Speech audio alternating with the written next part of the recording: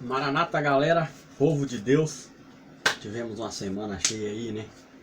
De bênçãos, principalmente, de trabalho, né? E estamos agradecendo a Deus hoje no seu santo dia, chamado sábado, o sétimo dia, diz assim a Bíblia, né? E a não ser que encontre a arca lá no céu, que ela é a primária, e mude lá o sábado por outro dia qualquer, esse continua sendo o dia válido que João vê em Apocalipse 11:19, a santa arca lá. Mas não viemos falar de sábado aí, sim de outro texto, né?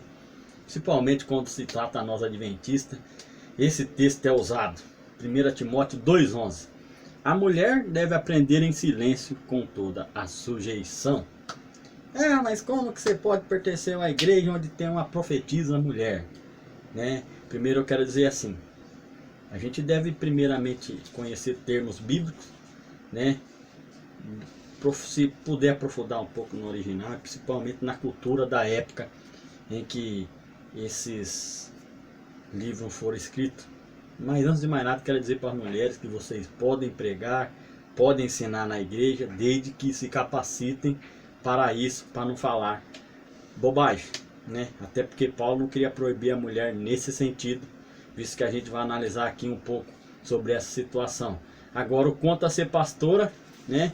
Não por preconceito, mas por várias coisas que vai impedir e atrapalhar o processo, né? E inclusive também porque Jesus escolheu 12 apóstolos, homens e não mulheres, apesar de ter mulheres que faziam parte do seu grupo, mas questão ao pastoreio aí é algo mais diferente, né? Não com preconceito, mas a mulher deve entender isso. Por exemplo, uma mulher se ficar grávida ou com muitos filhos, fica difícil dominar aí um campo de pessoas aí, principalmente quando se trata de uma igreja como a Adventista, onde um único pastor cuida às vezes aí de 10 igrejas.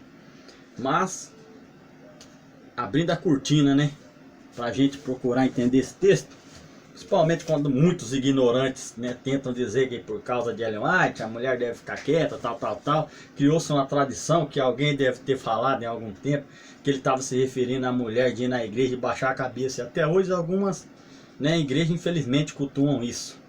Mas o contexto aqui, quando você principalmente aqui tem o comentário bíblico NVI, o Cultural do Novo Testamento, um livro que eu vou citar aqui, Joaquim, Jeremias, Jerusalém no tempo de Jesus, Paulo não está se referindo a que a mulher chegue na igreja e fique ali em silêncio. Primeira coisa é há uma submissão assim que diz, né, entre um homem e uma mulher, de que a mulher ela deve ser submissa ao homem se ele tiver de acordo com a vontade de Deus, né, no Senhor. O texto bíblico lá em Colossenses e em Efésios vai dizer. Fora isso, a palavra aqui traduzida também por silêncio, ela é traduzida, é a palavra rechisha, né, também com tranquilidade. Então, o que ele está querendo dizer? Que a mulher deve aprender com tranquilidade. Porque na época de Paulo, era assim, os meninos ali a partir dos 5, 8 anos, eles começavam a decorar toda a Torá, visto que não era aplicada essa necessidade às mulheres, né? Então eles adquiriam um conhecimento muito mais cedo, não que as mulheres não tivessem capacidade para fazer isso, né? Tanto que algumas mulheres se destacaram na época delas, né? Você vê aí a Bíblia citando também profetisas, mas o que eu quero entrar principalmente aqui, né? Achei interessante esse comentário aqui do exegético aqui, né? NVI, que ele diz assim, que essa palavra aqui do versículo 11 e 12, né? Resh, podia ser traduzido por vida tranquila. Não é um caso de se impor o silêncio às mulheres, seja na oração pública, seja no encontro para a instrução, em que o diálogo ativo seria uma característica proeminente. A intenção antes é de proibir uma atitude independente e emancipada e de requerer das mulheres que sejam marcadas pelo comedimento e disposição de demonstrar as qualidades da tranquilidade e a toda sujeição. E pelo contexto, outras coisas que você percebe é que essas mulheres elas visitavam várias casas ali. E o que acontecia? Quando elas se reuniam na igreja, geralmente rolava aquela fofoca do que acontecia na vida de uma e outra. E nesse sentido também Jeremias vai dizer que Paulo usa, né, esse texto para repreender essas mulheres que estavam ali atrapalhando o culto, né? E que devido à cultura que existia na época, era comum, principalmente aqui no contexto, as viúvas causarem esse tipo de alvoroço na igreja. Mas quando você se aprofunda um pouco no texto e começa a entender, através de identificar o contexto da carta, a época que foi escrita, você vê o quanto homens, né, não quero dizer mal intencionados, mas despreparados, propagaram uma ideia errônea da palavra de Deus e que muitos hoje ainda continuam aceitando.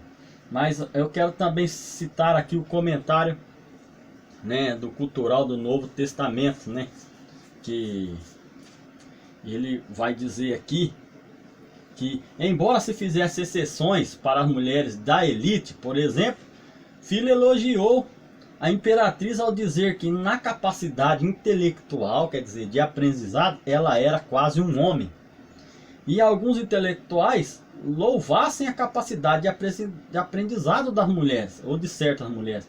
A maioria dos homens via a atividade intelectual como exercício predominantemente masculino. O grau de analfabetismo era maior entre as mulheres, às vezes estimado em 10% maior que o dos homens na mesma classe social. Elas recebiam instrução filosófica em muito menor número que os homens, e quase nunca recebiam instrução retórica. E, o que é mais importante aqui, era muito menos provável que uma mulher fosse instruída na lei de Deus. Está vendo como é que o conhecimento abre os horizontes e expande a nossa visão? Então, pelo contexto, a gente começa a identificar alguns erros, né? Principalmente aí também eu vou fazer um vídeo aí próximo aí sobre o espinho na carne de Paulo. E para aqueles apologetas, aqueles que dizem que não é assim o contexto da palavra do Senhor, fica aí o convite, estude a Bíblia, a palavra de Deus, e comentários de pessoas preparadas para que você não faça outros se induzir ao erro que você causou por uma má interpretação. Um abraço a todos, fica a dica e até a próxima. Um salve do Caipira, Maranata, e guarde os vídeos aí e participe do nosso canal, se inscreva nos canais dos participantes e deixe seu like. Valeu, tchau!